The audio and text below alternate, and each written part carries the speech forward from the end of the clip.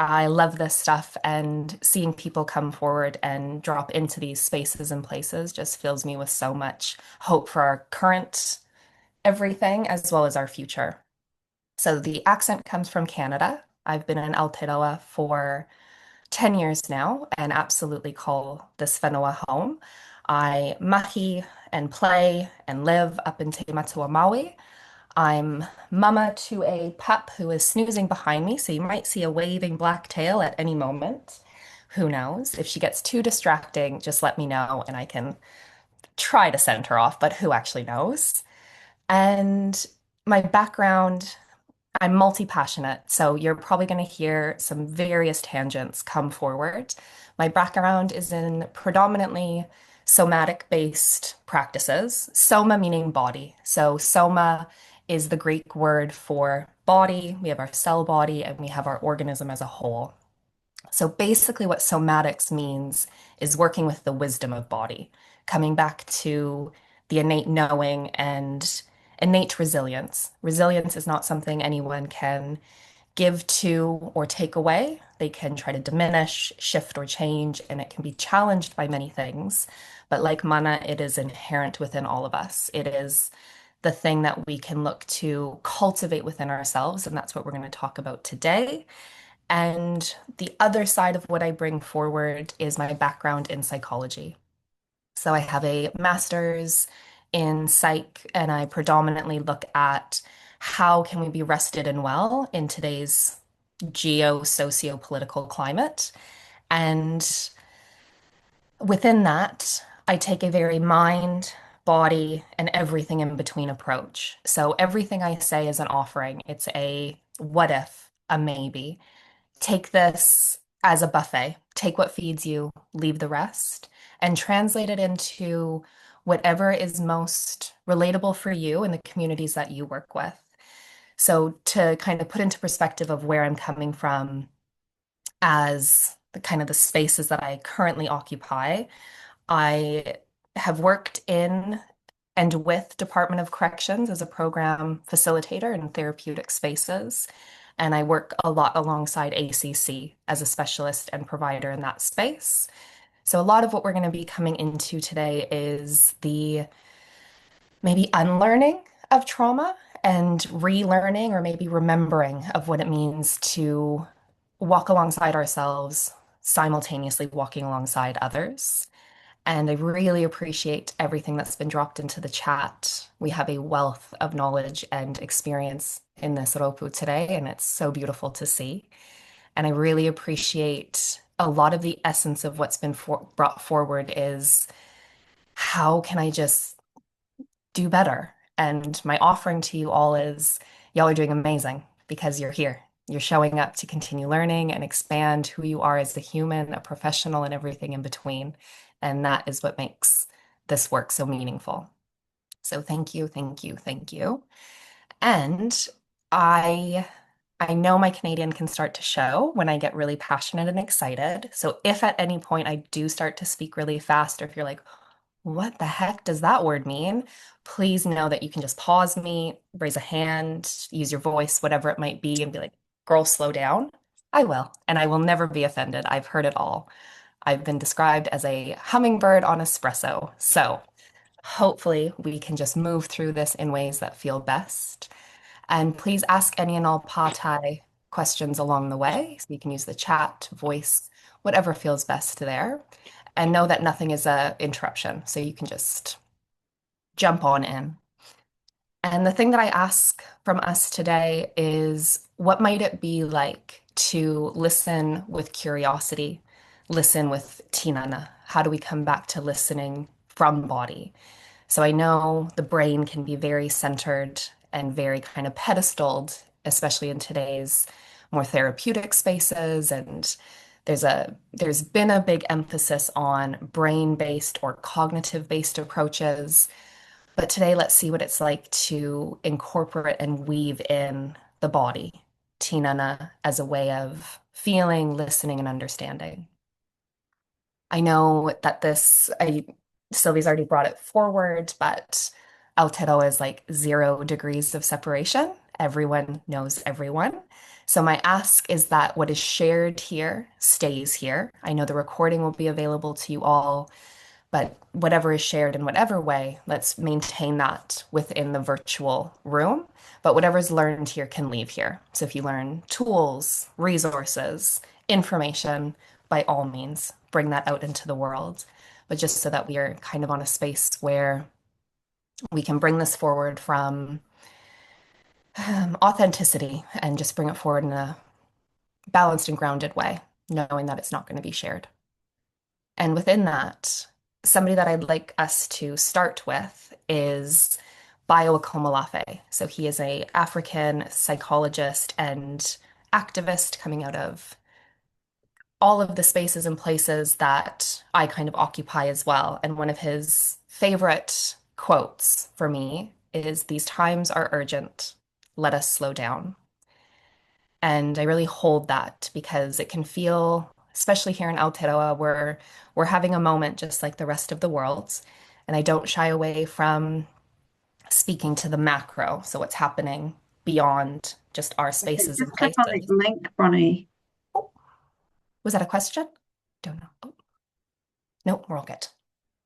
So when I think about this, I think of in trauma-informed ways of moving through therapeutics, interactions, everything in between, it can feel like there's a sense of urgency. Like I've heard many people say it feels like the world is on fire. Yep. And let's not meet fire with fire, because what does that do? It just builds the fire. So how do I meet that fire with a moment of maybe an exhale and say, what's the future I'm living into? Is the future I'm living into full of fire, full of urgency, or is the future I'm living into maybe more slow, maybe more mindful and compassionate, maybe more relational over individualism? So I think about that in these ways, and it asks us to kind of take a pause sometimes. And that's easier said than done, y'all, right? So there's moments where we're like, but everything.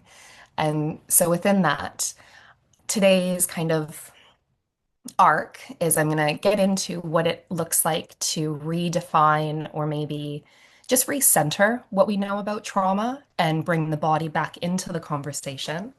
We're going to get into our window of capacity, or what Dr. Dan Siegel brings forward as the window of tolerance. We're going to come into a bit of polyvagal just to give another kind of more maybe nuanced or not complex, but more nuanced and intricate look at the nervous system. So we can really see what's happening in bodies and minds, especially in moments of stress, overwhelm, and trauma. But even in the moments of the quote unquote good, those are still going to come out, right? Those are still going to be there. They are part of us. And then we're going to look at some of the tools, the practices and resources that you can bring forward, first and foremost for yourself. So always think, how am I caring for the caregiver? If I'm walking alongside others, it's kind of like it's a cliche because it's true. We have to put our own oxygen mask on first because we quite literally can't help otherwise. So these resources are first and foremost for us as we build our own capacity, as we build our own sense of resiliency and get to know that resiliency. You are the co-regulated base. So you know that as you're working alongside others, be it professionally or as a human being, your nervous system is what others co-regulate to. And we're going to talk about what that looks like and how you can be the steady base in these moments. So I am going to share some slides. And please know and trust that as we move through this, listen to your own nervous system. So if you need to get up and walk around, please do. If you need to knit while you're listening, please do. If you need to doodle and draw, please do. This is not a, I kind of push back on the more modern ways of the education system and being like, must pay attention. That is not how the brain works. So there's going to be moments where the brain is like, what am I going to eat for dinner? Great. Have a moment to think about that and know that we'll be back here when the mind comes back in. That is how the brain works. She likes to focus her attention in some places and then filters it out and says, I need a hot minute because this is a lot of information. Know and trust that I'm not going to take anything personally. If anything, I'm going to be like, yeah, get it. love the knitting or love the puzzling, whatever we get up to in these spaces. So with that, any pa tai, anythings before I start to dive into some of the slides. This is also a space where there is quite literally no such thing as a silly question. They're my favorite. When people say, "Oh, I don't really want to ask this," and then they ask, and I'm like, "Brilliant question," because I bet most of us are thinking that.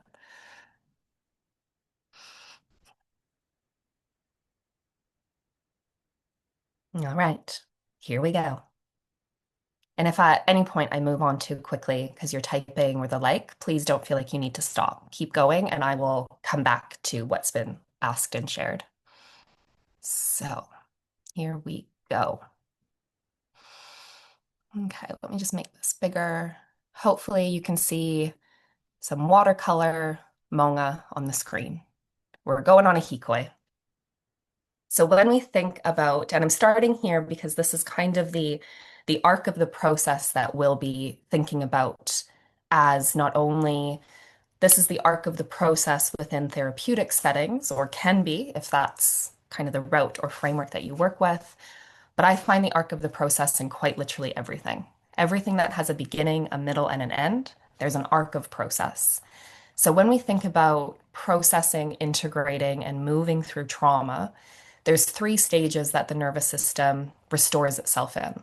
It needs what's called base camp.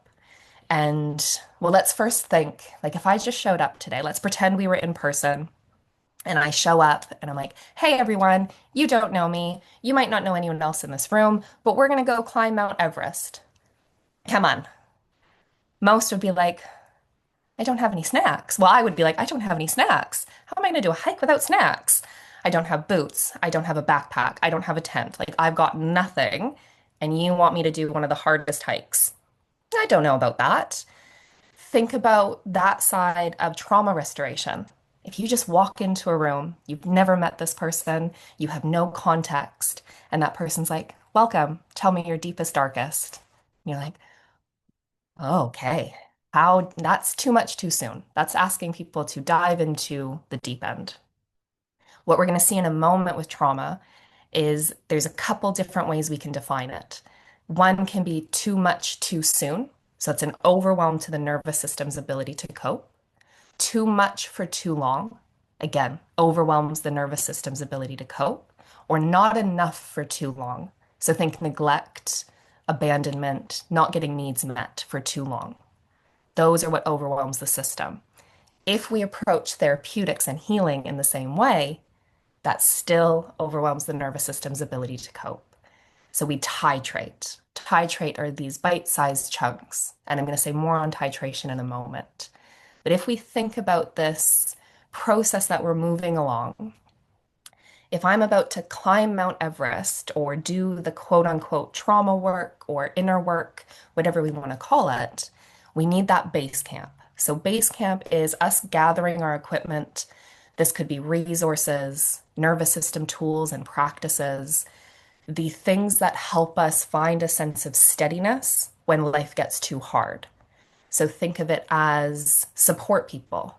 Who's my wraparound support? If I'm going on a hike, like y'all, if we were back in Canada and you're going on a hike, you have to tell people, if I'm not back by Sunday at 4, please send help because a bear probably got me. Whereas here, nothing actually wants to harm you in nature, except people sometimes, but I digress.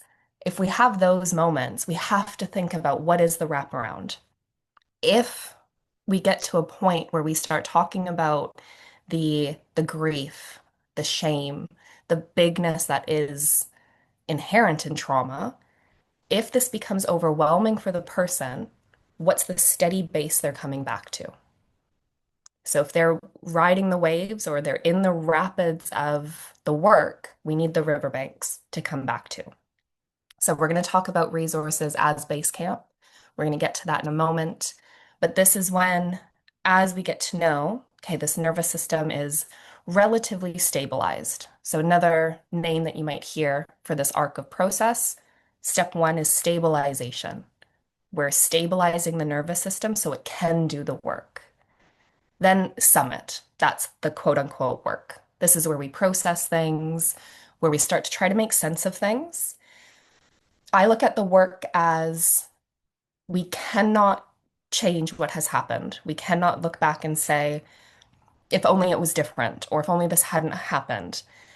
The fact of the matter, our nervous system experienced this thing, we experienced this thing, and now how has that impacted the nervous system's way of moving through the world? Maybe some of the good coping mechanisms we've come across, maybe some of the unhealthy or unsafe ones that we're doing. And now, how do I wish for my nervous system to move forward? So we take a very kind of forward thinking approach. It's not, we are never going to release that thing. It's more about integrating the actual experience that's happened in the body. And we're going to speak more on that. Once we've kind of done this mahi, that's when we get to integration. So if we're doing this climb, oh, actually, another thing I want to name about the summit, as we're doing this work, I'm sure you've all either personally experienced it or seen it alongside yourselves as with the people that you're working with. There's times in the summit where we have to pause because the hike got too hard, our legs are tired, maybe a storm's coming in, and actually I'm like thinking about these memories that I hadn't thought about in decades. And so I need to come back to base camp. So base camp for me is the most important because base camp is where we start and it's brought back in every single step of the way. We're constantly coming back to base camp. So this is the part where we kind of like set up camp again and restore, come back to balance, and then we continue the work. From there, when it feels as though the experience has been bodily processed, integrated, the hormones have been discharged that were held from that experience. And again, I'm going to explain that in just a moment. Once we're in that space, then we move into integration. Think of summiting, you get to the summit, and then you look at this view, and you're like, wow, look at where I am now. Look at where everything has led me to. However, that might sound really beautiful. We're like, yay, integration. All is well. We're perfect. Great. I actually find integration to be one of the hardest parts of this. And why that is, or why that can be, is because integration is where you are quite literally integrating this latest iteration of you, this latest version of your nervous system into life. This can be sometimes where people lose friends, have challenges with family because they see that person as who they were. And then when they start their therapeutic journey, their healing journey, whatever we want to call it, that can start to shift and change. Like I know for myself, I started reading different books. I started doing different hobbies, listening to different music. So, and like that's just a little part of what changes. There can be a whole shift in identity at this point, and that can cause resistance, friction, or issues with those that we were relating with or whatever it might be. So integration holds this moment of really beautiful, empowering liberation, as well as grief, as well as the sadness, the maybe the losing of friendships, or this moment of kind of grieving who we could have been or who we might have been. So integration is where we start to meaning make. We start to develop our own narrative of who we are now and where we're heading. So it's a whole journey. Yeah. That's why I either relate to it as a hikoi or going through the manga. You can think of it as, I was going to say canoeing. I'm like right back in Canada now, or kayaking, whatever we do through the rapids. And when we get through those rapids, we need the riverbanks to settle on. So this is kind of what we're going to go through today. I'm going to do it a little bit backwards with us. I'm going to do a little bit of base camp right now. We're going to do an orienting practice. Then we're going to get into the summit, like the theory, the stuff that we're getting into today. Then I'm going to bring us back to base camp, and then we're going to integrate at the end. But from here, I'm going to stop my share so that we can come into a bit of a practice. And my offering here is to take a moment to just notice, reflect, become aware of how you're doing. And that doesn't mean like emotions or um, thoughts, just like a quick, am I good? Am I down? Am I medium? Just clock it. You don't even have to have words to it. Once you kind of notice or become aware of how you're doing, put that to the side and then take a look away from your screen. Basically, look everywhere but your screen for a moment. Let your eyes take in everything they can. If this is a space that you spend a lot of time in or are very familiar with, try and seek out things you haven't noticed before. If this is a relatively new space, be curious, look around, take it in, looking up, down, all around, turning through body, moving through neck.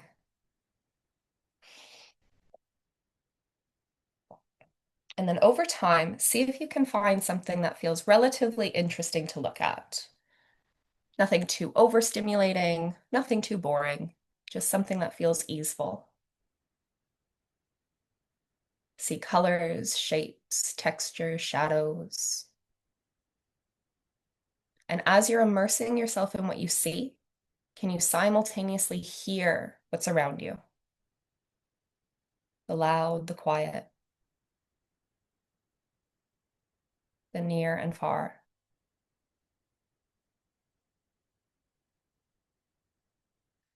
And then from here, for your next 3 rounds of breath, can you make your exhales at least 1% longer and deeper?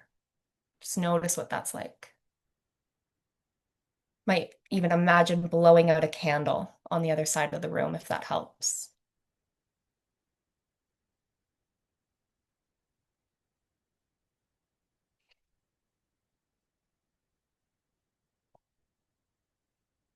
And then take a moment to maybe clock how you're doing now. Not if you liked the practice or was it fun, but has that done anything to my nervous system? Has the speed of my thoughts changed? Has any texture of emotion shifted? Has energy levels shifted or changed at all? Maybe yes, maybe no. Just see what you notice here. And I'm going to pop into the chat. So we just did an orienting and anchoring with breath. So this would be called, well, I would call this a layered resource. Why I would call this a layered resource is because we just included 3 different ones. So as you're noticing what you notice, be it good, bad, right, wrong, everything in between, just taking the experience as it was. Orienting is when we use either any or all of our senses. So what can I see and what can I hear is what we did. You can also do what do I smell or what do I feel? What's the temperature like? Any texture of clothing? What am I sitting on or resting on? You could even do taste. So you could do this in a countdown method, like 5 I can see, 4 I can hear, 3 I can touch or feel, 2 I can smell, and 1 I can taste. You could do colors, shapes, the like. Then we did the anchor point, and that's when I said find something easeful to look at and immerse yourself in it. And then we came into the sound, so we oriented while we anchored. And then we ended with that breath, noticing if you can blow out a candle on the other side of the room. So what I'm going to offer here is a bit of the what, why, and how. So what, why, how is basically the framework I bring everything forward in. What is the thing? What is the tool, the knowledge, the insight, the whatever? Why is it important or why does it work? And then how do we do it? So we went a little bit backwards. We did the how, we experienced it. And then I told you the what, orient, anger, anchoring, and breath, and now the why. So what we're doing in these tools is we jumped right into the cognitive, right? We started this session together right with the brain. Think about it. Tell me why you're here. Here's some information about the arc of the process. And this might have been the moment where it's like, oh, okay, there's a lot of information here. There's a lot going on, all of this. And then now we're weaving in the body. So as you notice, what did that practice do for me? Do I feel more present, more connected, more XYZ? Noticing that. These tools that we're doing, especially the orienting and the anchoring, these speak directly to what's called the amygdala. So if you've heard of the amygdala, it is the part of your brain that's kind of your fierce protector. She's your bodyguard. It pays attention to whatever is the most important, and all it cares about is safety or survival. So we're always moving away from danger and threat towards safety and survival. When the amygdala as the amygdala moves through the world, 24/7, 100% of the time, it is doing what's called neuroception. So it has these receptors that we have about a 1.5 meter radius, and it's recepting and noticing everything in your environment. So it is constantly paying attention to all of it. So when we orient with our eyes and we look around and see the space, you might not cognitively or consciously know, but your amygdala is like, what do I need to pay attention to? Are there any tripping hazards? If there was an emergency, how would I get out of here? That's what the amygdala is doing all of the time. So by looking around, we're befriending the amygdala and saying, hey, let me help. Let's take a look around. Let me help you see what needs to be considered in this space. And if the amygdala doesn't clock anything, if the amygdala is like, great, all is well here, then we can focus.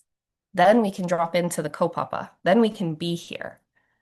But if I hadn't done any of that and I just kept teaching at you and was like, here's this, here's this, here's this, amygdala is still trying to figure out, like, what is that sound? Do I need to pay attention to that? So part of you will still be kind of out in the world. But when amygdala understands we're safe enough to engage, you can be more present with what's being brought forward. The anchoring is this moment of the brain and body brain mostly loves to live in the future or the past. Because what it's trying to do is the amygdala loves to try to figure out the uncertainty, because that's survival.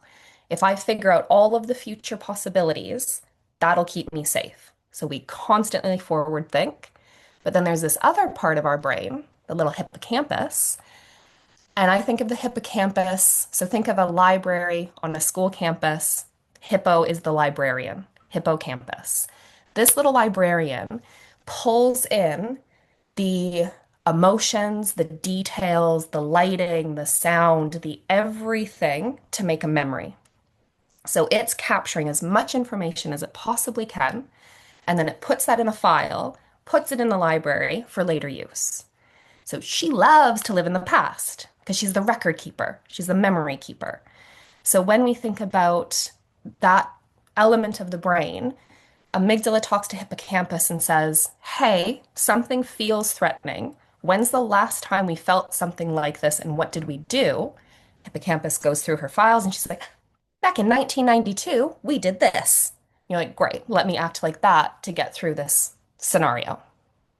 So past and future, in the moment of anchoring, when we bring all of our attention and awareness to something and immerse ourselves in it, the brain cannot hold past or future. It has to focus on this present moment. So this can disrupt rumination, stressful thought loops, or anxiety loops by working with mind and body. The breath, where we went to from there, you might have noticed that I didn't even mention the inhale. I focused on that exhale. So why we're focusing on the exhale to settle, to ground, to land, to arrive, is your exhale is directly linked to what's called the vagus nerve, who is directly linked to our parasympathetic, which is your resting state, that rest and digest. It's also the ventral vagal, if you will, that says I am safe enough to be connected and engaged right now. So if the exhale is linked to the parasympathetic, and it literally has a parasympathetic charge every time you breathe out, the body comes into that state. Depending on how much or how deep you breathe out, depends on how much you get there. Every single time you inhale, sympathetic. That's your mobilized state. And you can remember this by breathing. So if you take a moment right now, take your biggest breath in. What happens in your body? We like puff up, we're like, we're ready. Come on, I've got this. And then if you exhale fully, shoulders drop, body's like, great. So we're constantly moving through this flex, mobilized, resting, mobilized, resting. That is the very definition of resilient. If our nervous system can move through upregulated, mobilized, and downregulated, restful, the fluid way that we move through that is a resilient, flexible nervous system. What happens when the nervous system experiences anything that sits on the stress to trauma gradient? So remember, we have good stress all the way to trauma, and then there's that whole gradient in between. Anytime the nervous system becomes overwhelmed by that, if the nervous system becomes traumatized, its ability to cope is overwhelmed, that's the point at which the nervous system gets stuck in different states. It can get stuck in fight, flight, freeze. And that's the bit that we're trying to process and integrate to regain that sense of flexibility in the nervous system. Pause. Take all of those words in. And maybe just like take a moment to be like, happy Saturday morning, everyone. You've arrived. Any focaccia, any pad thai, anything before we continue. And the thing that I will say, I run a year-long 300-hour training, and I have to do everything in my power to not condense 300 hours into 2 hours. So this is part of me being like, let's temperature check. How we doing?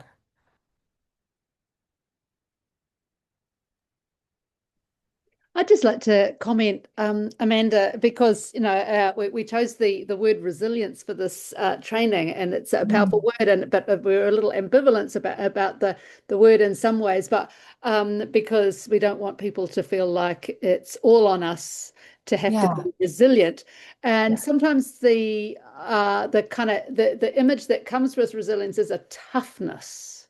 Hmm. So you're kind of like, like bull bars. But this, what you're describing, is not bull bars. It's Yeah. a much more fluid kind of, oh my gosh, like it's kind of, you've got a beautiful languaging and concept around it, but it might be different than what we kind Mm. of expect, right?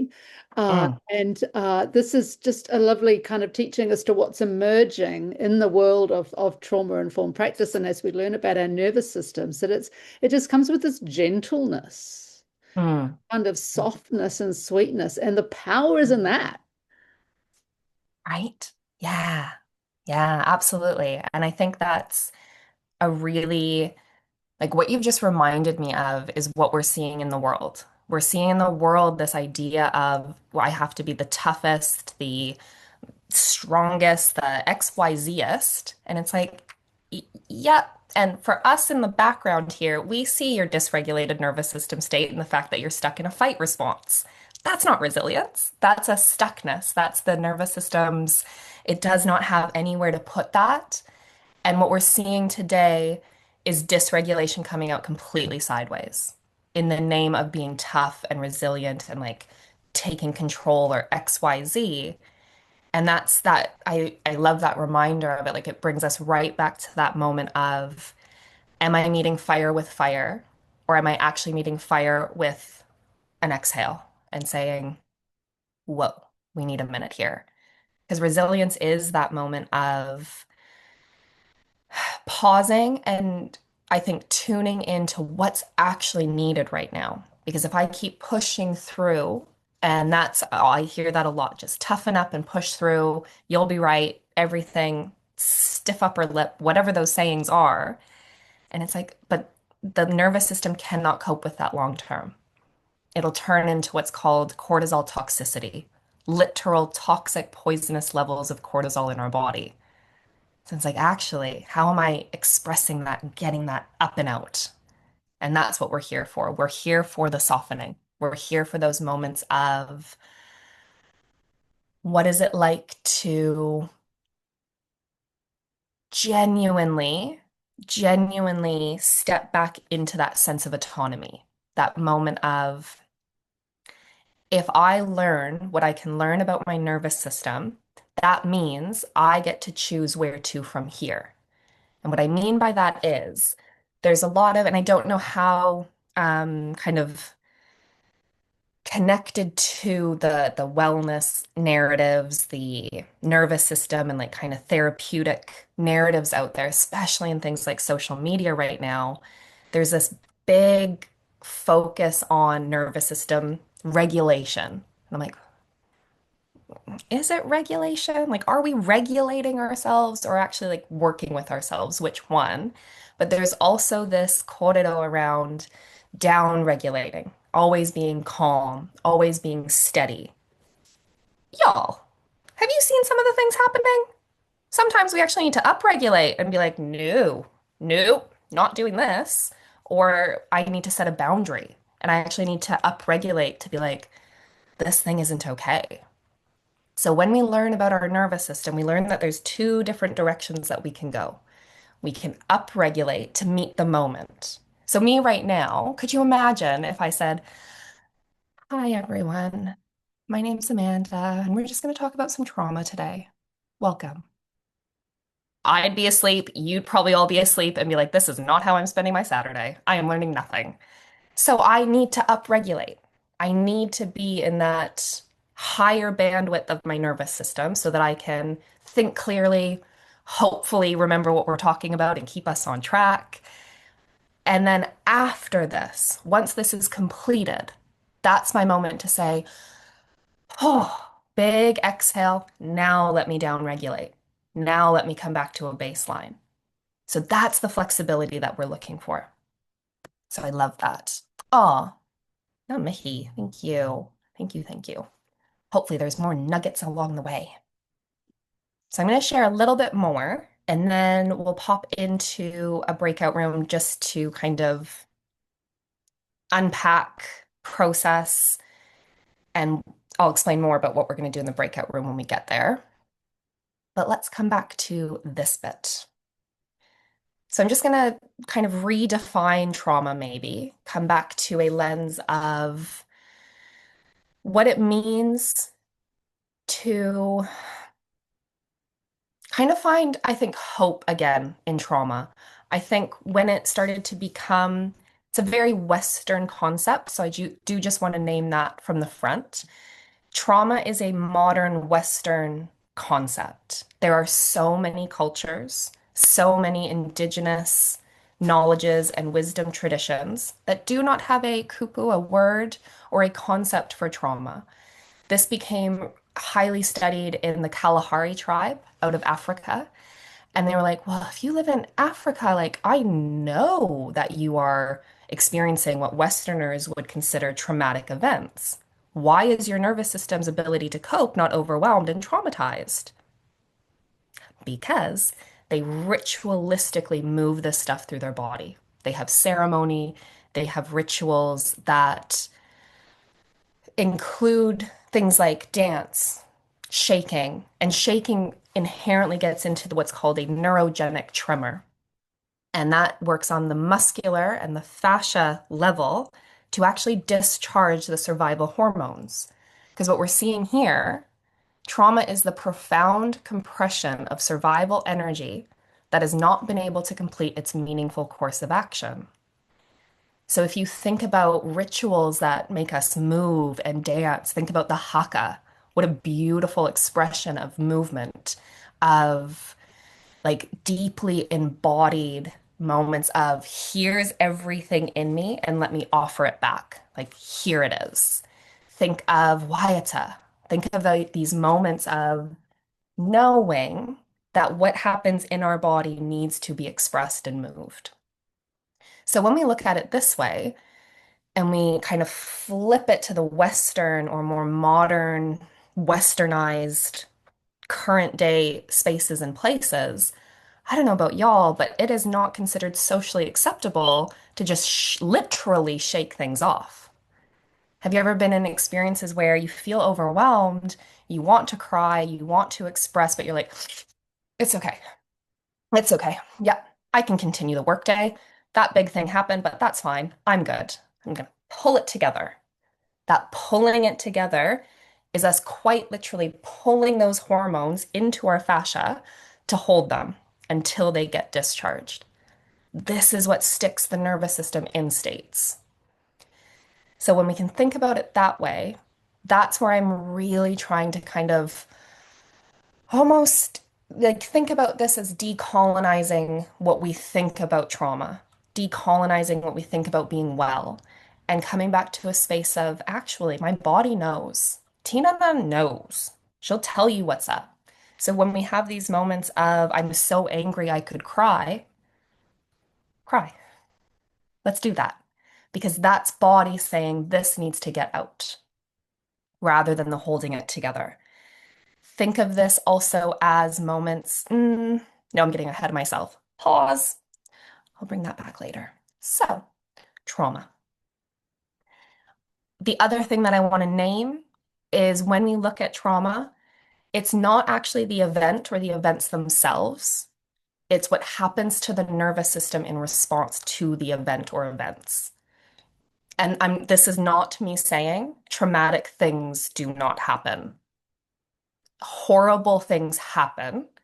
And then what we see after, some nervous systems are traumatized and some are not, even though they've experienced the exact same scenario. So let's say two people are in a car together and there is what we would consider a traumatic car accident. One person can walk out of that car and be like, wow, that was scary. What's for dinner? And you're like, what? And then the other person is traumatized. So then what's the difference there? How is that possible? It's actually not a matter of which one of them was more resilient. It's not a matter of which one is stronger and tougher.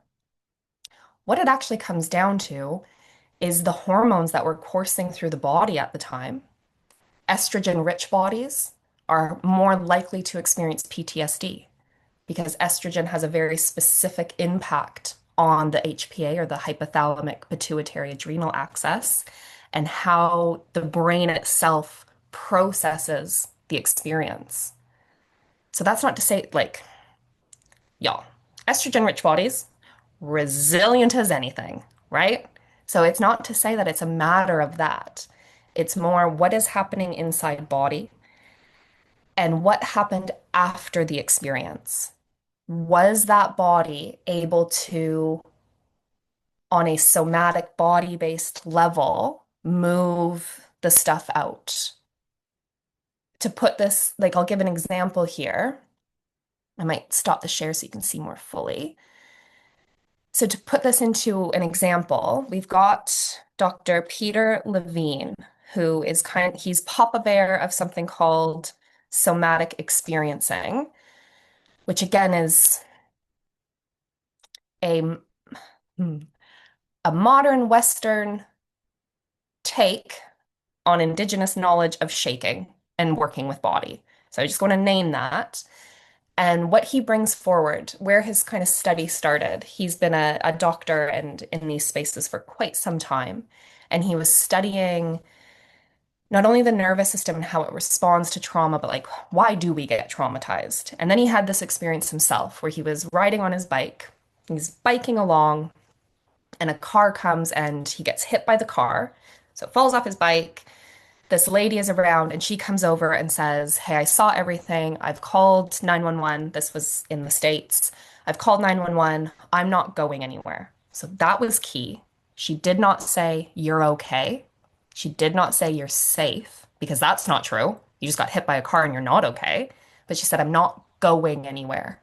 So she dropped into co-regulation immediately.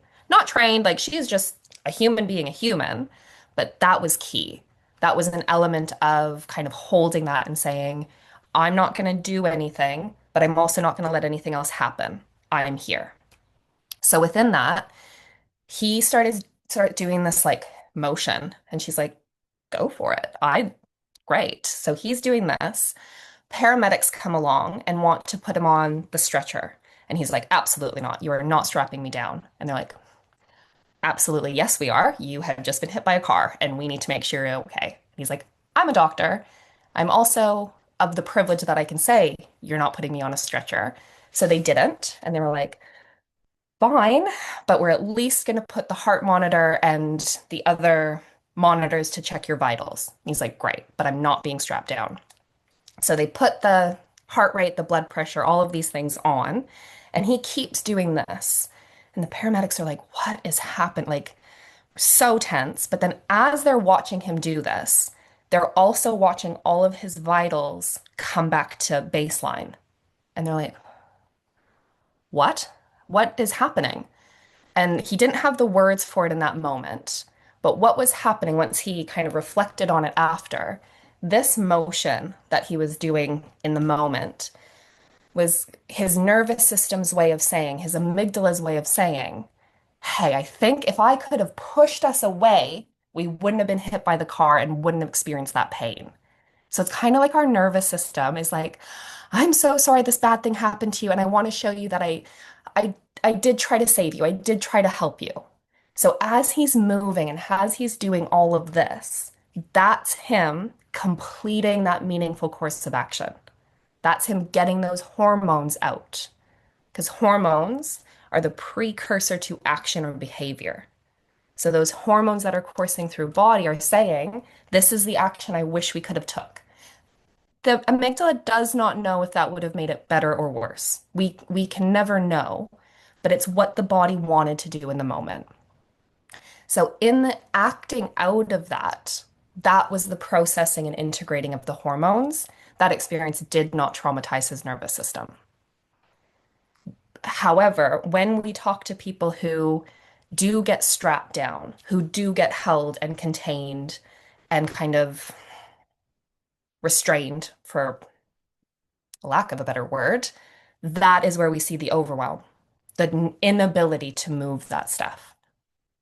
So why I'm bringing this forward is not because you're going to go out and like get people to do this thing, but I'm bringing this forward so that if you ever are working alongside someone and you see the body doing different things, this is a reminder to just be like, great, carry on. This is the body processing. Some people will try to apologize and be like, oh, I'm so sorry. I don't know why I'm shaking. You can be like, oh, that's your body just getting this out. That's okay. Keep going. All good. Normalizing this is what helps us start to trust that wisdom of body again. Any patai, any anythings. Esther, yeah, I see a hand. Come on in. Thank you so much. I absolutely love that story. Thank you. And it, Mm, for me, I've got a client who's got involuntary movement, so tics. mhm. I wondered if that's, anything about that. It can be few different neurological things, so it could be something completely unrelated. They have done studies that show that it can be exacerbated. They can be made bigger when experiencing stress or overwhelm. So they can happen more frequently, more for some like more aggressively, where they really can't kind of move through them. And it's one of those that, again, like if we can normalize it and be like, please know that you do not have to like try to rein them in or try to make them smaller. It could be that body is neurologically, there might be something happening, but it could also be that baseline. It's also still trying to process the trauma, the too much for too long of a chronic condition. So we see this in chronic pain, autoimmune, inflammatory things where chronic illness or chronic pain is a too much for too long. So it could also be body's way of saying like, are we done yet? This is a lot to hold. So I don't know if that's helpful, but it's like just really offering that space of, does it feel useful to just kind of like unleash that? Like let it be bigger, let it be more expressive if that feels useful, so that they know they don't have to add the pressure of trying to be socially acceptable. Yeah, yeah. I hope that helps in any way. Yeah. Um, okay, that's great. Thank you. I'll think of something else if I need to. Yeah, absolutely. Yes. Anything else? Can I share an experience? Mm, Um, this is to do with like letting out, crying, and all that. mm, Um, During my counseling studies, there was one time when I had an ulcer that was persisting for a long time. And people suggest, oh, take more vitamin C, blah, blah, blah. But one day in the lecture, oh, something happened. mm, And I just started crying and sobbing and da da da da. I went out of the room actually and then and I just mm. cry and cry. Guess what? The ulcer disappeared the next day. Yeah, it did. Mm. I love that. Right? Like body knows. Mm. It's like, hey, we're holding on for too Mm. long. And it'll start to talk louder and louder. Hey, like it'll get to that point where it's like, so you haven't been listening and now you're done, either bedridden or illnesses that we can't quite shake or come back from. And I've worked with so many people where they share something similar, where they're like, I have this thing, and it's not why they come to work with me in the kind of one-to-one space. But then as we start to do the nervous system, like the processing, the nervous system stuff, they're like, this thing's gone. And I'm like, huh, look at that. Body being body and being like, we actually don't need this anymore.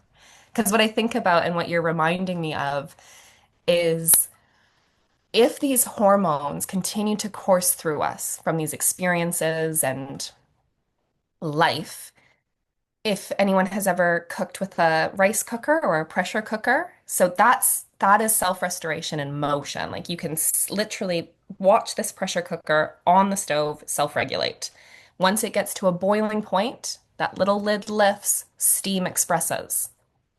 That's it doing this, and then it goes back down, boils, expresses. What would happen if you held that lid down? That is going to hurt you and everyone around you. It is going to literally explode and come out sideways. So that's when body manifests in every way that it can to get our attention. So, what this work asks of us is how is it that I'm weaving in these steam releasing or pressure releasing things into daily life? And my offering here is let it be free and let it be short and sweet. We do not need any added pressure of carving out more time or spending money on fancy tools that is just capitalism in action. So let's skip that and come back and say, actually, how do I do this myself? Punch a pillow. If you've got a lot of adrenaline and cortisol, get it out. Like, look at children, right? If we look to some of our tamariki that have a maybe a tantrum in the grocery store, you can watch this tantrum happen and they are losing it left, right, and center. And you're like, okay. If there's no interference, if there's no shame or judgment, and Mama Bear, Papa Bear is just like, off you go, you'll see them come to this moment of like, and they do that shuddery breath. And then they're like, can I have this chocolate bar now? Off we go. And you're like, how did you go from complete meltdown to all good? It's because they completed that cycle. They got it up and out. It's not fun to watch. It can be scary to watch sometimes, but that moment of full circle, you'll see the moment of self-regulation, and that's them discharging it. But if it's held and it's held and it's held, like look at our schools. We tell them to sit down, pay attention, don't move, don't fidget, and then wonder why things are coming out sideways. I mean, can y'all sit still for more than a minute? I sure can't, right? I'm like, I'm here, there, and everywhere. Someone told me to be still. Good luck. So it's like, how do we move? How do we shift and change and do the things that we need? And I think the other beautiful thing about this work, so this is the last thing I'm going to say before we pop into a breakout room. The beautiful thing about this work is it's so unique, it's so personal. And as we get to do it and know it, the powerful thing is that we actually don't need to go back into the details of the story or the details of the experience. We don't need to tell it unless that feels empowering, unless we're like, yes, I need to say this stuff out loud. But why we don't need to go back into the details of it is because when we call to mind a memory or we retell a story, the act of retrieving that memory from the hippocampus cascades all the exact same hormones through our body as the time that it happened. So you literally relive it. You're adding more stress hormones to the body. So rather, if we say, how is this showing up in your nervous system now, today? Then we can work with that. That's what we can move and shift. So you don't even need to know what you're discharging or what you're getting out, but it's getting gone. Yeah, Nancy. Oh, kia ora, I'm so enjoying this. I just put into the chat. I'm really sorry there's been an unexpected thing coming up. And I'm really sorry not to meet other people in the chat room, but unfortunately I have to go. But I wanted to thank you and thank everybody else. I think there's going to be some amazing conversations, and I'm going to watch the video. Yeah, A bit thank you so much. disappointed, but I have to go. So thank you Yeah, so much. thank you. Enjoy the rest of your day. Take You too. care. Thank you. Thank you. Yeah. All right. So with that, we're going to take about 10 minutes, but we'll pop into a breakout room. And I'm going to leave this relatively open. And what I mean by that is like, see what comes of the conversation. Like, I'll plant some seeds. What are some takeaways? Is there anything that has surprised you? Is there anything that you're really excited about? And kind of be in that space of like, where to from here? Like, what's in this? So we'll come back at 10 past the hour. And from there, we're going to get into window of capacity and other bits and pieces. So there's more learning to come, but just see what's landing. And if there's any still unclarities where you're like, I still don't quite get this, bring that back into the main crew if you would like, or discuss that in your space as well. So let's see. Great. I believe I have made them. Thank you, Silvia. Perfect. Thank you. Thank you.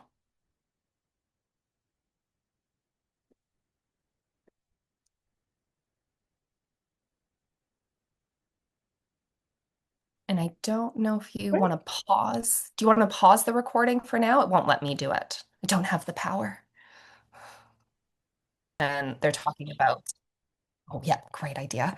At the beginning of the session, if they're talking about, oh, I just got this new, well, dog. I just got a new dog, really happy about it, XYZ. And then we get into the summit and we're starting to get distressed and come into the overwhelm. That's when I would be like, hey, you had said you got a new dog. Do you have any pictures that you want to show? Because that moment, if you try to ask a new dog parent about pictures, nothing else exists. All you are going to see is the 9,000 million photos that I took just today. So then they have to think and reconnect to the present moment. So anything that brings us back. And that's where you can be this kind of vessel of creative solution. Let the moment when you feel that distress coming, ask yourself, how do I stay grounded and centered as the co-regulatory base in the room? You're a kind of island of safety, if you will. You're an anchor point. And what can I do, offer, say that is going to help this person come back into the here and now? Yeah, great question. Thank you. So from here, I'm going to bring back this pad around what does either like addiction, substance use, self-soothing, self-medicating, what does that look like in the context of this? But if there's any more pad or reflections, please feel free to bring them forward. But this is our window of capacity. So Dr. Dan Siegel calls it, so he created this framework and he calls it the window of tolerance. I don't just want to tolerate life. I want the capacity to move through it well. So call it what you'd like. If window of tolerance resonates more, Kate's pie. Great. What this window kind of shows us or reminds us here is when we're in our window, this is when we are like good enough. We are thinking more clearly. We can access reason and rationale, but also our emotions. So we're a fully kind of whole human in this moment, mind, body, everything in between. We can make decisions, problem solve, do all of these different things within this. We know we're in our window when we're relatively present. Yes, there's going to be moments where we zone out or daydream and the like. Daydreaming is one of the healthiest things you can do for your nervous system, just an FYI. So reclaim daydreaming and mind wandering. This is a space where, in this presence, I can still feel big emotions. I can still feel anger, sadness, everything in between, but it's manageable. So, yes, I can be angry, but I'm present with my anger. We know we're becoming like the kind of too hot. Think of hyperarousal, this volcano. Things are getting too hot. So I know I'm meeting the edges of my window when I start to kind of feel the agitation, the frustration. Anger is becoming a little bit bigger than what I can hold. I'm not feeling comfortable. There's distress starting to happen. This is where I would start to try to bring in a tool or a resource that brings me back into window. So here I would want a down regulating tool. What calms me back down? If I become hyper aroused, so this is where I'm triggered out of my window. This is increased reactivity, emotional reactivity. Fight, flight lives here, and it's we're not present anymore. Like we're hanging on by a thread, or we're completely triggered out. So again, this is where grounding. How do I presence? On the flip side, when things are starting to get too cold, I'm starting to disconnect to numb. This is where, like, the overwhelm, I'm starting to shut down. I'm starting to kind of zone out, but not in a healthy kind of way. It's like the I can't feeling. If this is feeling unuseful, I need to up-regulate myself. So inhales here. Think of the energizing. If we're in a state of hypoarousal, this is dorsal vagal shutdown. We're numb. We're apathetic. Like, don't give a hoot about nothing. We are frozen here. To upregulate from this state, we don't want to like try telling somebody in a major depressive episode to go for a run.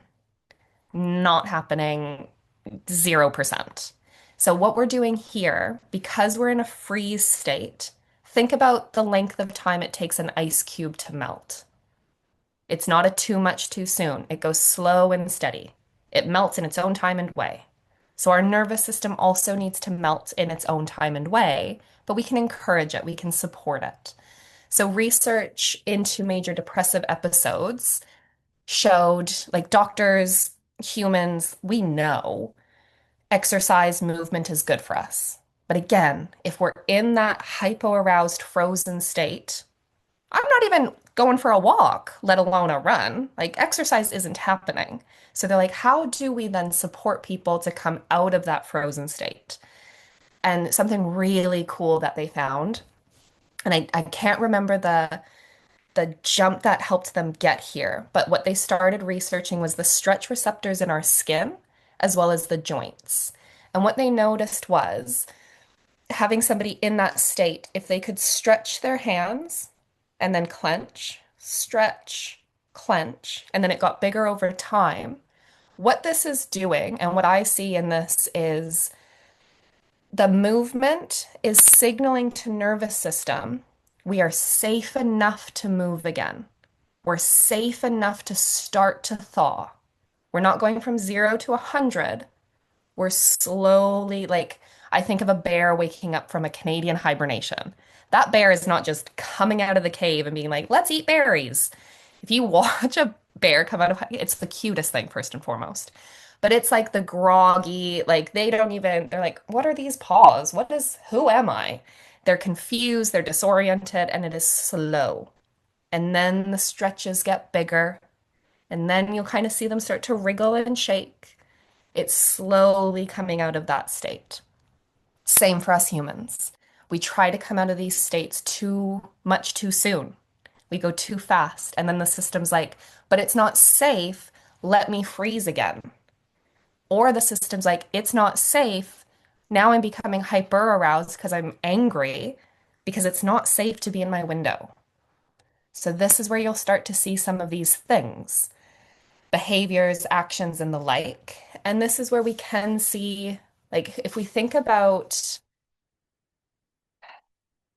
self-soothing, self-medicating, if we think about substance use, addiction, and the like, this is straight self-medicating. The body cannot hold the pain, the suffering, the hurt that is happening. And if there is no tools to help self-regulate or build what's called distress tolerance or tolerance for discomfort, 1000% I'm reaching for whatever is going to self-medicate me.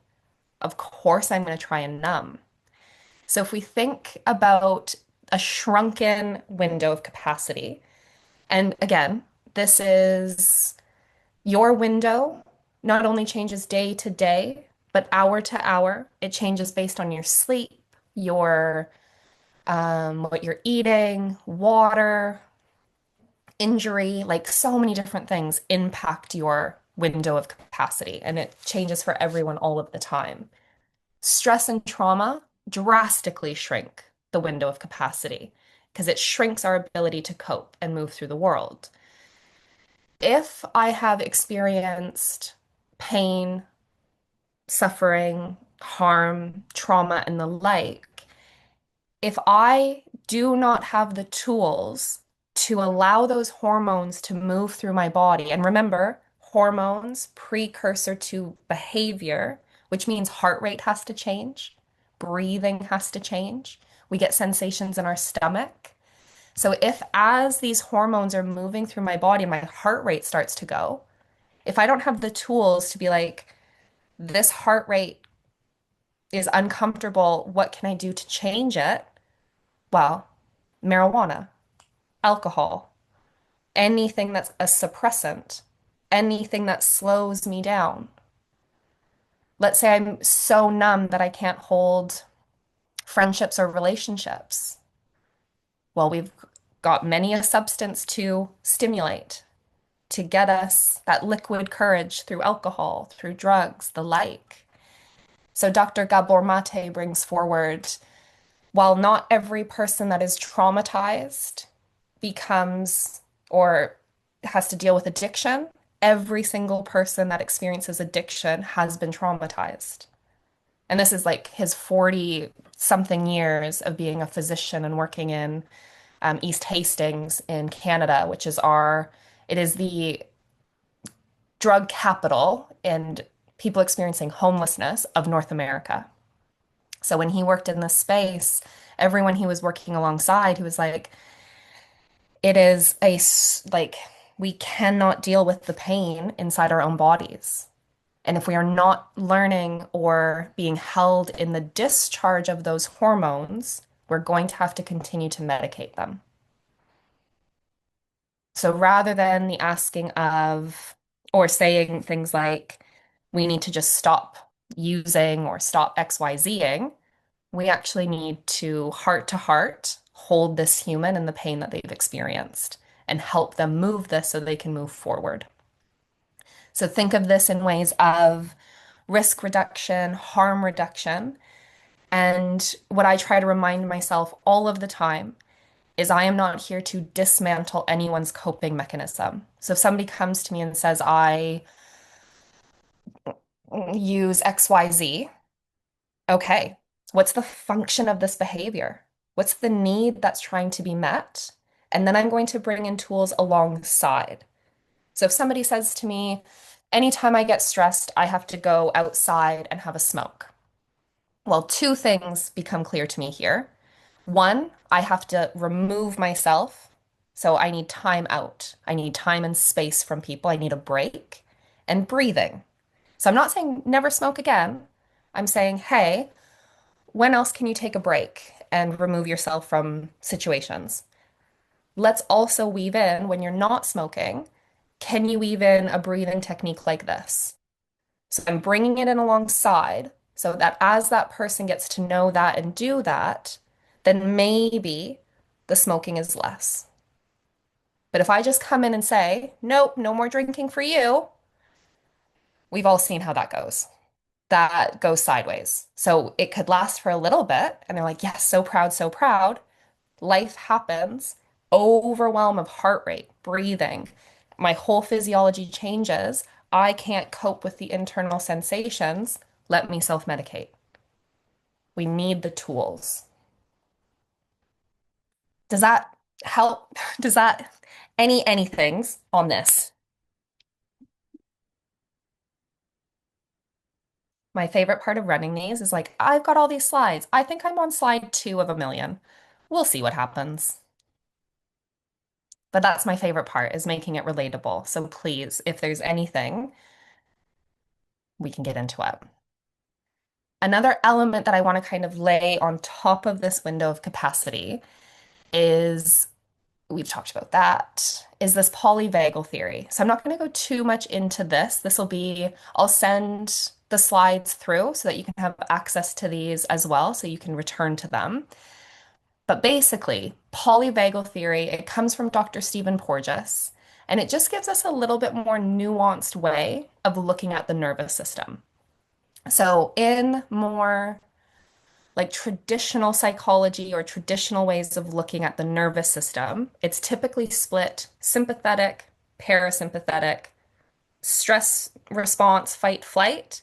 Parasympathetic is rest and digest. However, when we look at the vagus nerve and we bring that in, we then see that there's actually two branches of the parasympathetic. So sympathetic is still your mobilized, fight, flight, take action. Fight energy moves us towards the challenge. This could be words, actions, the like. We move towards it, engage with it. Flight energy moves us away from, but there's still energy there. Then the parasympathetic, rather than only being rest and digest or a cool, calm, good state, there's also the dorsal vagal brake. So in the vagus nerve, this bit up here above the diaphragm touches along the ear, top of throat, down through throat and neck, lungs, heart. Up here, this is ventral vagal. When this part of the vagus nerve is strong, toned, activated, think of opening the heart. I am safe enough to engage and connect. So this is what we're working with this vagus nerve. Below the diaphragm, we start to get into stomach, liver, gallbladder, intestines. This is your dorsal vagal. If fight and flight are not working, the dorsal vagal slams on the brakes and sends us into a shutdown freeze state. Freeze is not only a bad thing. Freeze actually comes into play when we're in more kind of meditative or chill states. Dorsal vagal is present in safe consensual intimacy and physical proximity. So we need that dorsal vagal, but it also holds the freeze state. So why I bring this image forward or polyvagal forward is because when you look at everywhere that the vagus nerve touches on, this can be where you get creative about some of the grounding tools, some of the resources that you can bring forward. So if you look at the touch points, we can see how breathing impacts the vagus nerve because it touches on the lungs, the throat, the neck. So as I breathe, it's stimulating or accessing that vagus nerve. If I do a twist through my body, if I do a forward fold, I'm compressing and moving that vagus nerve. So it's kind of like taking it to the gym. It's like toning it and loving it up. Singing, waiata, humming, chanting, laughing. Full body laughter is the vagus nerve's favorite thing in all the land.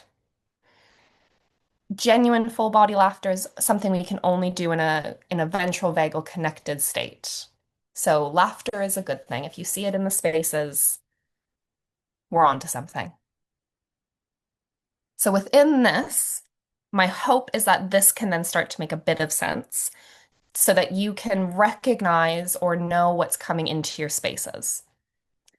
So within this, it's a ladder or a hierarchical way of moving through these states. So this is what I have just kind of said on the other one. Ventral vagal, safe enough to be socially connected and engaged. So if you have like soft facial expressions, if you have like body tension is relatively low, if you have access to laughter, if you feel relatively connected to those that you're around or relatively connected to yourself in quiet moments, that's our ventral vagal, safe enough. If the amygdala clocks any potential threat or any potential unsafety, sympathetic will automatically activate before you even recognize something is going on. So this subconscious, and it communicates faster than your thinking mind. This is where mobilized, we start to heat up. Too much, it's hot, we're agitated, anxious, irritated, emotionally reactive. This is where fight, flight lives. So when we go down these rungs of the ladder, if sympathetic doesn't work, so if body's like, we cannot fight this thing off, we cannot flee from this thing, that is when we drop into a dorsal vagal collapse. We shut down. So just like the nervous system goes down these rungs, we have to move back up them. This is the bit that can be the hardest because if we go from ventral vagal, all is well in the world, and then something overwhelms my nervous system's capacity to cope, and I go into dorsal vagal, that moment of trauma, basically the nervous system is like, well, the world is left safe now, and now we need to figure out how to navigate this world. So in that shutdown, we're in protection, right? We're in that survival state. Think of this as frozen. We're not feeling our heart rate anymore. We're not feeling emotions or internal sensations because it's kind of like we've disconnected from that. We've become disembodied to protect. Could you imagine going from numb and frozen to feeling your heartbeat again, to feeling sensations and emotions in your body? So that's the moment that as we start to freeze and people start to feel a heart rate, the brain can confuse that and be like, well, that's anxiety, even though it's not. It's just we're now attuned to our heart again. So if I register that and be like, that's anxiety, that can send me right back into freeze. So we need to build that tolerance for discomfort, build our capacity for challenges and holding emotion and experience in our body, and learn how to come back up the ladder. And I'm going to tell a story of animals because that's where we learn so much about our own nervous systems because we are animals. So welcome. We're going to go to the savannah. In the savannah, you've got gazelles, a lion. So this gazelle pack, happy as anything. They're in their ventral vagal, all is well in the world, munching on their grass. And then the gazelles hear a sound in the distance. Amygdala, neuroception, hears that sound. You'll see the ear orient towards the sound. Once the gazelle clocks, that's a lion. It knows it cannot appease a lion. It cannot fawn. It cannot fight a lion. So those two out the window. It goes straight into mobilized of flight because gazelles run very fast. So flight activates all of the hormones in the body that allow us to run away, course through body, runs as fast as gazelle legs can carry. If the lion gets into proximity, if the threat comes close, what do you see? The gazelle plays dead. So it goes catatonic, it goes completely frozen, plays dead, which that's what our body does. Dorsal vagal is us playing dead. We're conserving energy for if we do survive, conserving energy to get to safety again. So in the playing dead, if the lion's like, I just wanted to chase you, come on, get up. Or if maybe the lion's like, I win, I'm going to go get the cub so we can have a feast. If when the lion gets far enough away, if you look to the gazelle, it starts to tremble and shake. So before anything else happens, it trembles and shakes. This is called a neurogenic tremor. It's the muscles and fascia unloading and discharging the compressed energy.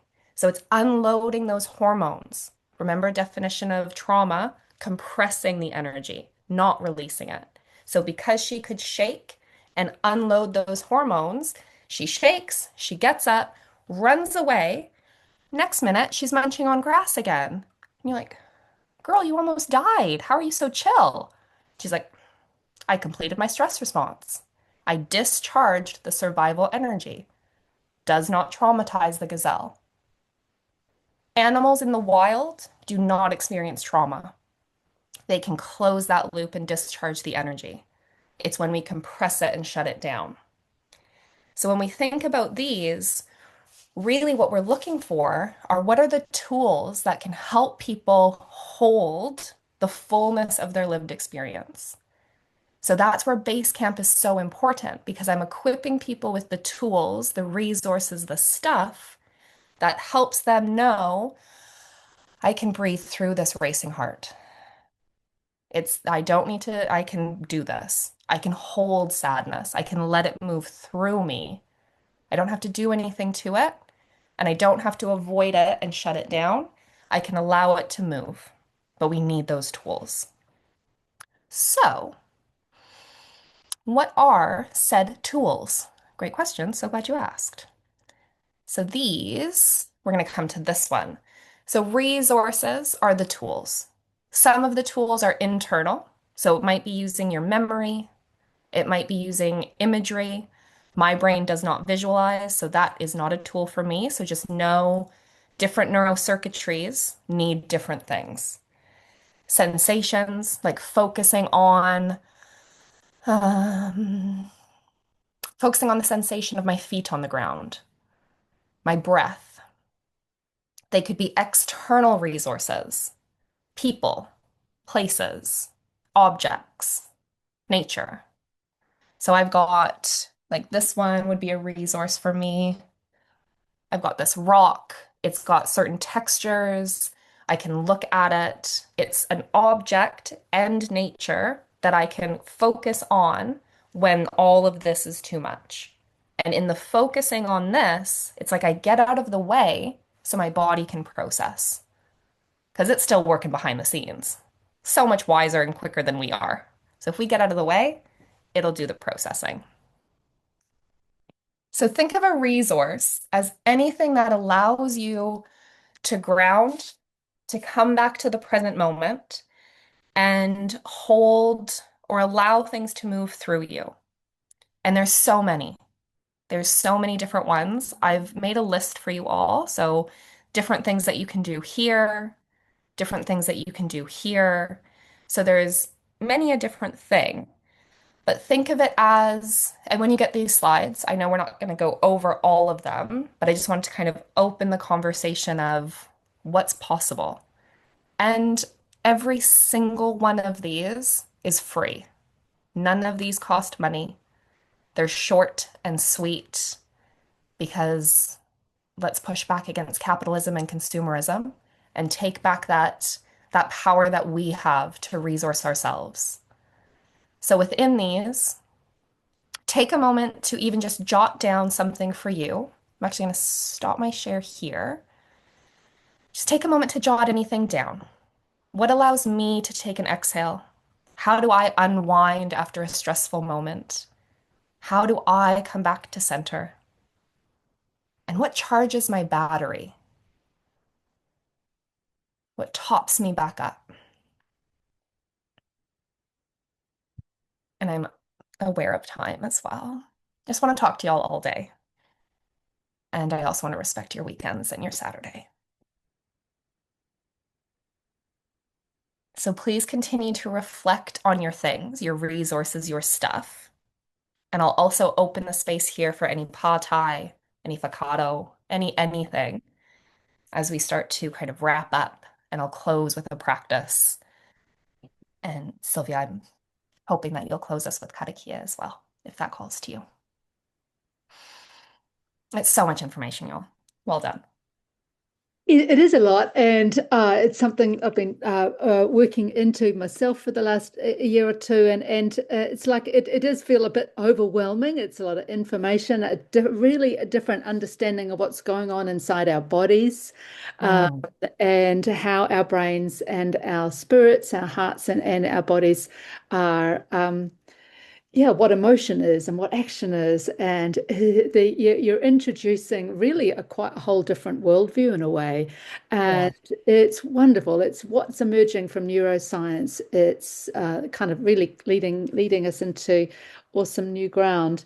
Um, Mm, I just speak from my own sense of occasionally being a bit overwhelmed by it, and that comes with the anxiety of, am I doing it right?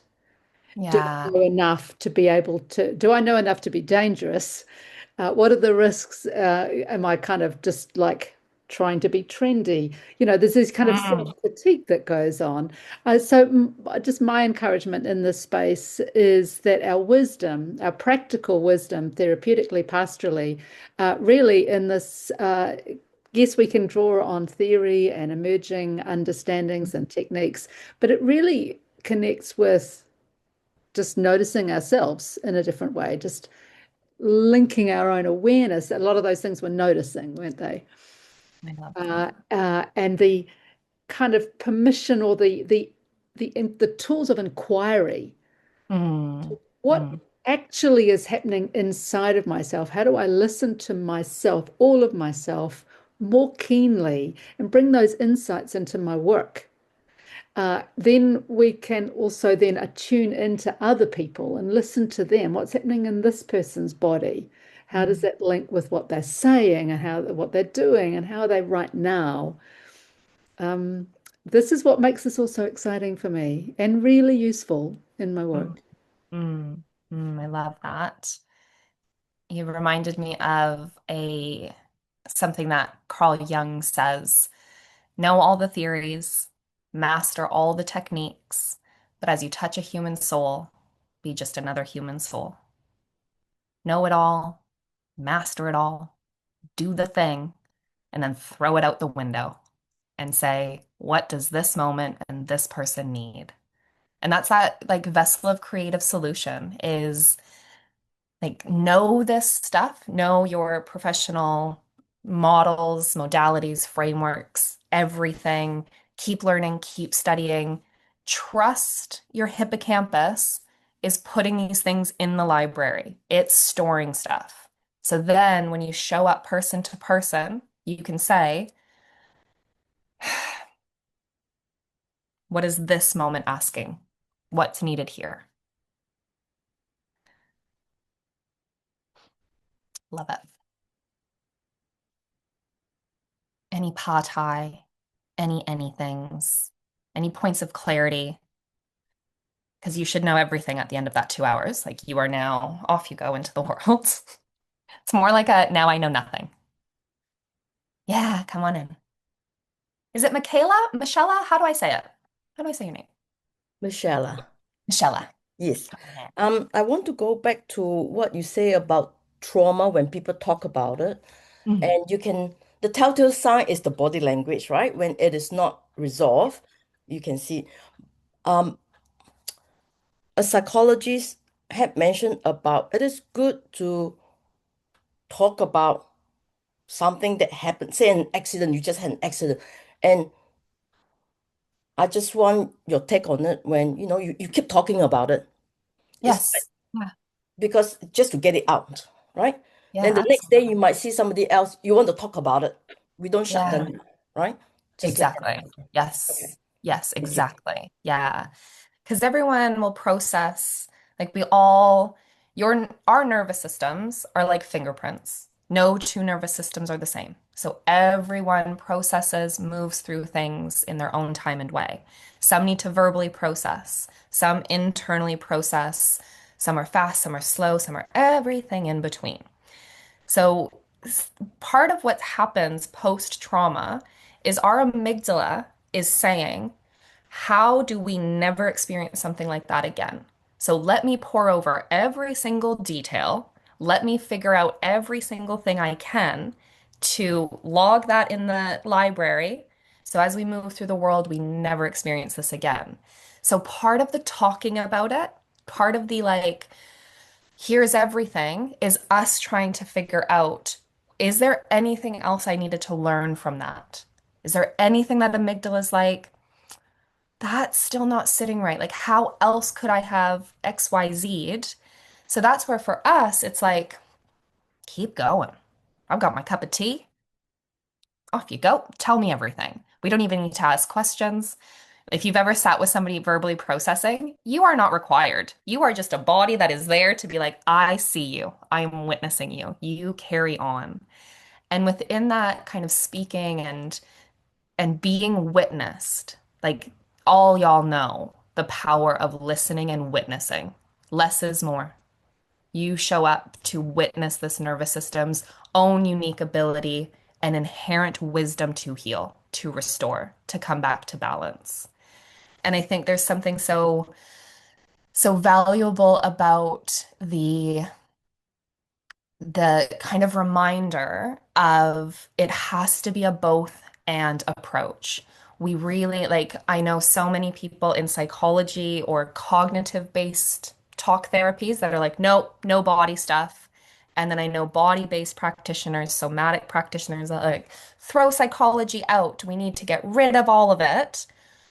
Y'all, you have a body and a brain. You need both. We can't throw one or the other out. We need cognitive-based processing, talk therapy, the processing, journaling, the like, and we need body-based practices. That's where, so the offerings that I bring forward are called integrative somatics, integrating mind and body. We need both. So thank you for that. It's a beautiful reminder of how important all of it is. Neuroscience is my favorite thing in all the land. I would like to be a neuroscience scientist in my next life. Maybe this life, who knows? Watch this space. It's fascinating and I love it. I think this is a time for promo. Amanda, tell us about some of your training programs. Yeah, I'm all over the show. Hey, I offer, so a lot of what I do is integrative somatics, and that might be the 20-hour training or the 30-hour training that we spend time, basically a deep dive of this. So we spend time together unpacking all of it. We do the ISF or the Integrative Somatic Facilitator, which is a 1-year course, and we weave together self-resourcing, somatic practices for holding others, and then social justice as well, because like we cannot talk about trauma without talking about the systems of harm that we all move through and with. So we look at what does genuine social change mean, and then I do therapeutic yin yoga teacher trainings so that people can bring body-based practices into other settings. And what else do I get up to? I work with ACC a lot, like sensitive claims. So I deliver nervous system courses that are like 10-week education courses in that space and movement for people who have experienced that type of trauma and the like. And I do a lot of one-to-one or kind of random things. I love a moment like this where we can just come together. So actually, with that said, one offering for you all is on the first Saturday of every month, I hold just a free online gathering. It's a community call where people who have either trained with SomaPsych or kind of been in our ecosystem, we just come together and chat. It's like sitting on the couch, chatting with friends about whatever, because I think community is so needed in these times. And the answer to individualism is relationality and coming together. So if that ever calls to you, I can send out the link to that as well. And So, with registering for today, Amanda will add you to her mailing list. And won't you, Amanda? You'll send out Sure. some Thank you. emails about any upcoming trainings. And I'll also add you to my Conversation Seminars newsletter list. Just noting that I mainly work in the church space. So I'm developing a series of trainings for mental health and pastoral care, specifically in the church space, but I also work with the Christian Counselors Association. So some of my training is specifically for counselors. Feel free to unsubscribe from that after your first newsletter if you think this isn't your space. One of the specific things I've done is develop a 3-hour training in a biblical model of mental health understanding. Mental health, which I call like a mental health first aid thing, which is integrating these somatic ideas Amanda's teaching with a biblical framework. So if you're interested in that, I'd love to talk about that with you. So we have come to 11 o'clock. It's been so rich. Where did the 2 hours go? But I'm sure, blessings on your Saturday. Um, I've got a little kind of care to finish, but first, Amanda, you were going to just lead us in a little rounding out.